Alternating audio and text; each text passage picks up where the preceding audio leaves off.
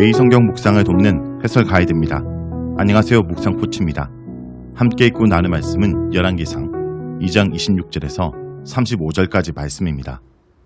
솔로몬은 정치적 지략으로 장래의 영모 세력을 잠재웁니다. 아도니아의 처단에 이어 그의 측근이었던 아비아달과 요압을 숙청합니다. 제사장 아비아달이 파면됨으로써 선조 엘리의 가문은 하나님의 예고대로 제사장직에서 완전히 끊깁니다. 아비아달의 소식을 들은 군사령관 요압은 제단불을 잡아 잠시 목숨을 부지하지만 결국 처형당합니다. 솔로몬은 이들의 자리에 신복, 분야냐와 사독을 앉혀 안정된 국정을 만들어갑니다. 26절에서 27절을 보겠습니다. 26절에서 27절은 제사장 아비아달의 파면입니다. 솔로몬은 아도니아의 측근인 제사장 아비아달과 군사령관 요압까지 제거합니다. 그는 아도니아가 아비삭을 구한 것을 반역으로 간주했고 이 일에 아비아달과 요압의 공모 가능성을 의심했습니다. 이야기 전개상 아도니아 사건 직후에 이들의 숙청이 기록되어 두 사건의 연관성이 암시되어 있습니다. 다만 아도니아 사건처럼 모의의 진위가 직접적으로 언급되진 않아 솔로몬의 처사가 정당했는지 의구심이 들기도 합니다. 그럼에도 결과적으로는 아도니아와 그 측근이 제거됨으로써 장래의 영모 가능성이 미연에 방지되었고 요단의 처단을 명한 다윗의 유언이 실현되었습니다. 솔로몬은 먼저 아비아달을 파면하고 고향 아나돗으로 추방하여 그의 종교적 영향력을 차단합니다. 그는 마땅히 죽을 자이지만 솔로몬은 오늘 죽이지 않겠다고 선언합니다. 그의 제목에는 다윗을 배반하고 아도니아와 영모를 꾸민 일이 분명하게 암시됩니다. 이번에 아도니아 사건에 개입했는지 파면하는 공식 제목이 무엇인지는 설명되고 있지 않습니다. 도리어 저자는 아비아달이 목숨을 보존한 이유를 밝힙니다. 첫째, 그는 다윗을 섬기며 여호와의 계를 메었던 충실한 제사장이었습니다. 법궤를 옮긴 일은 제사장직의 대표성을 띠어 율법에 순종했음을 암시합니다.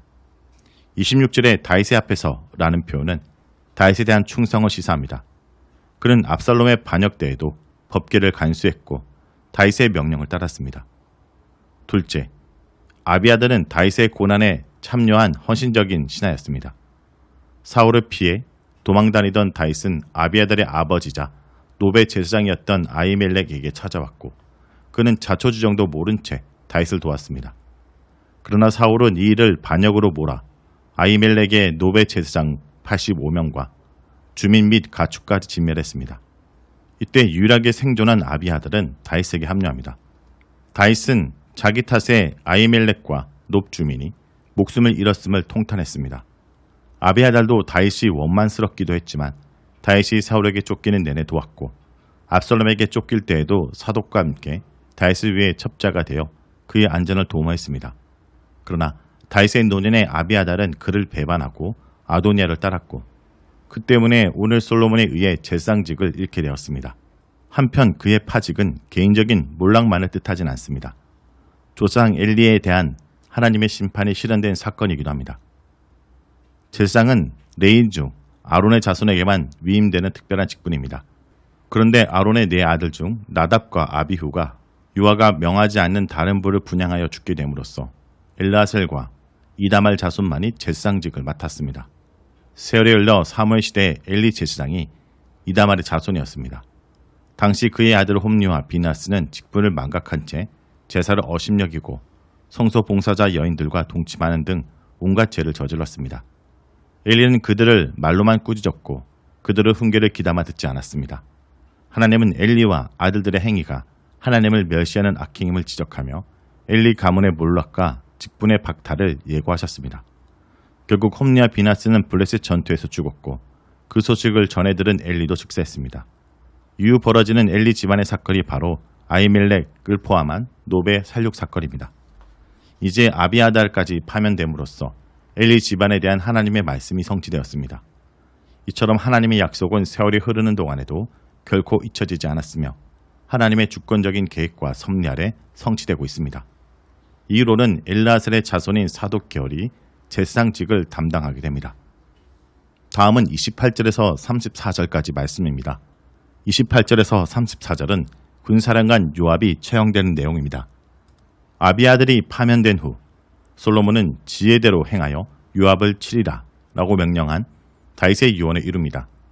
요압은 아비아들의 소식을 듣고 다음 숙청 차례가 자신임을 직감합니다. 그는 아도니아가 썼던 수법을 쫓아 요아의 장막으로 도망하여 제단뿔을 잡음으로써 아도니아처럼 목숨을 부지하려고 합니다. 제단은 정사각형의 번제단으로 내 모퉁이에 뿔 모양이 달렸습니다. 속죄 제사를 드릴 때 제물을 잡고 피를 내 뿔에 발랐습니다.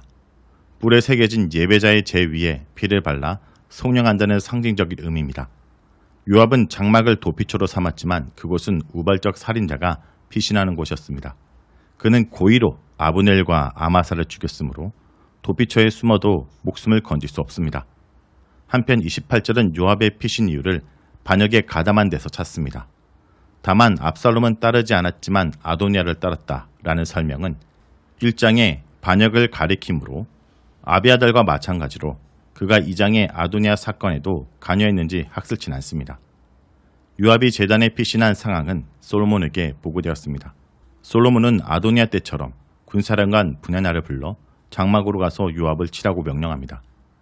어명에 따라 장막에 들어간 분야나는 요압에게 나오라고 명하지만 그는 거기서 죽겠다고 거절합니다.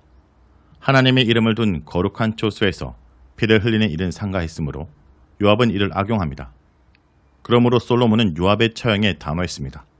그는 요압의 말을 역이용하여 분야나에게 그를 치고 묻으라고 명령합니다. 솔로몬은 요압의 죄를 고의적 살인으로 정의하며 이를 심판하지 않으면 그 책임이 다윗과 자신에게 돌아올 것이라고 설명합니다. 요압이 다윗 몰래 두 장수를 죽여 다윗에게 해를 끼쳤고 다윗이 왕으로서 피살자들을 신원하고 살인자를 심판할 의무를 유언으로 솔로몬에게 당부했기 때문입니다.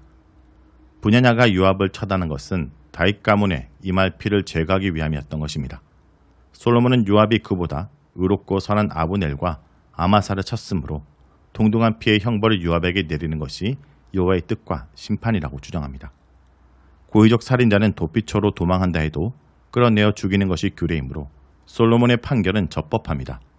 이로써 장수들이 흘린 억울한 피값은 요압과 자손에게 영원히 돌아가고 다윗과 자손, 즉 왕위는 영원히 평화, 샬롬을 누릴 것입니다.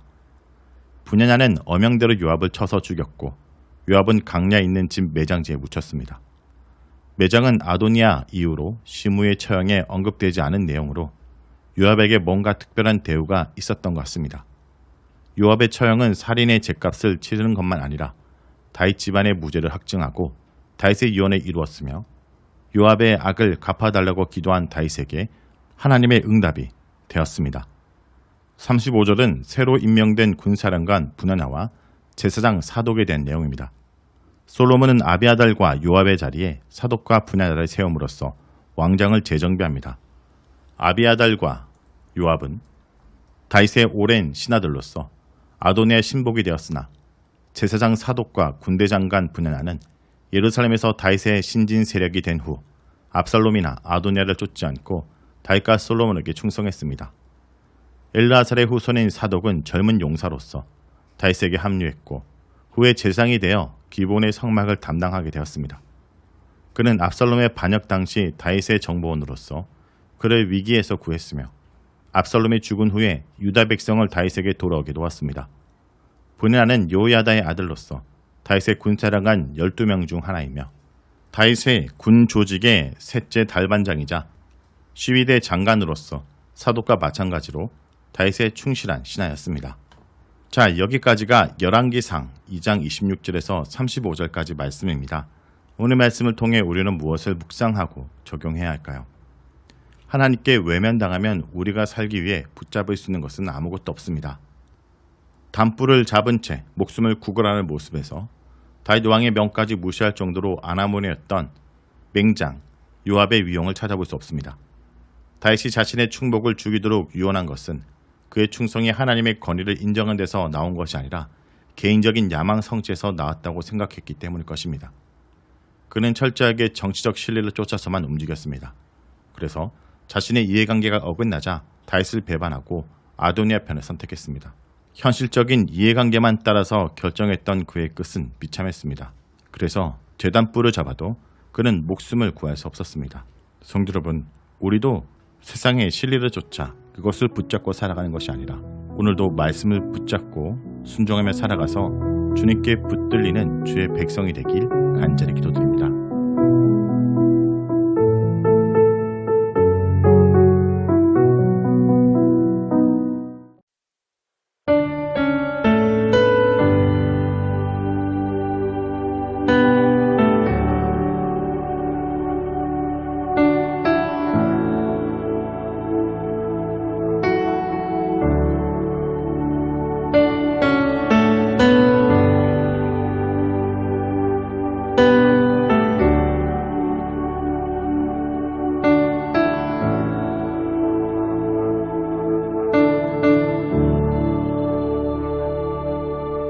나는 99마리 양 같아서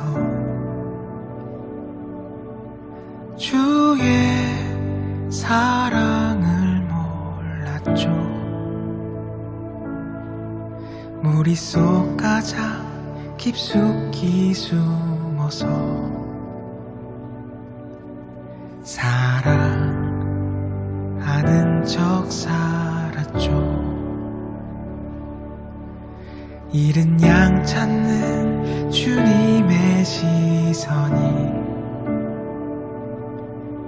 무리 속 나를 찾았네. 천하보다 귀한 나의 사랑아, 너는 나의 사랑을 아니. 주의 사랑 언제나 나를 찾네. 주의 사랑 언제나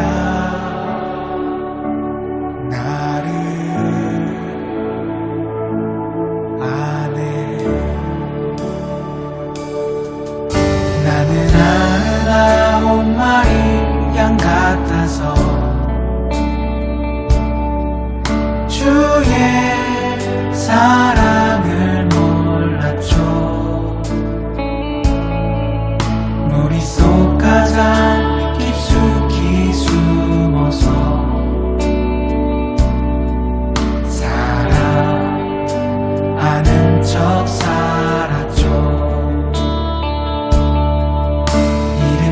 찾는 주님의 시선이 무리 속 나를 찾았네. 천하보다 귀한 나의 사랑아, 너는 나의 사랑을 아니. 사랑 언제나 나를 찾네. 주의 사랑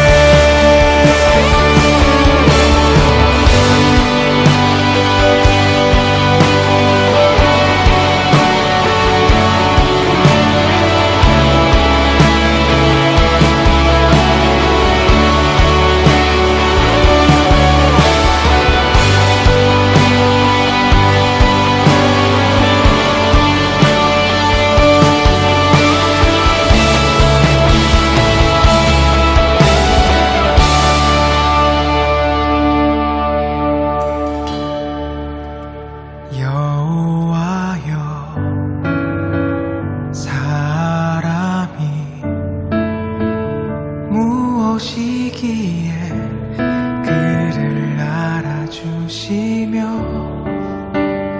여호와여 이 인생이 무엇이기에